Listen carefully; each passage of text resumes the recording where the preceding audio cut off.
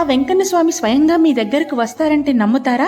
1966లో ఆంధ్రప్రదేశ్ అప్పన్నపల్లి అనే గ్రామంలో కొబ్బరికాయల వ్యాపారి రామస్వామి గారు తన లాభంలో భాగాన్ని తిరుమల వెంకటేశ్వర స్వామికి సమర్పించేవారు. ఒకసారి స్వామి పాదాల దగ్గర ముడుపు పెట్టాలని ఆయన సంకల్పించారు.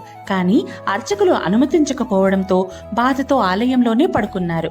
ఆ రాత్రి స్వామి బాలుడి రూపంలో కలలో దర్శనమిచ్చి, నేను నీ దగ్గరికి అప్పన్నపల్లికి వస్తాను అని చెప్పారు. కొద్ది రోజుల్లో రామస్వామి గారు తన కొబ్బరికాయల కొట్టులో కనిపించిన చిన్న బాలబాలాజీ విగ్రహాన్ని తన కలలో దర్శనమిచ్చిన స్వామి అని గుర్తించారు. వెంటనే తన కొట్టును చిన్న ఆలయంగా మార్చి స్వామిని ప్రతిష్ఠించారు.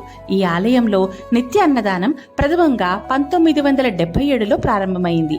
అప్పన్నపల్లి బాలబాలాజీ ఆలయం అప్పటి నుండి భక్తుల కోరికలు తీర్చే పవిత్ర స్థలంగా మారింది.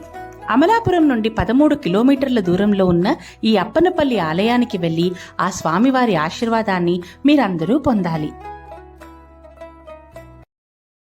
Download ShareChat.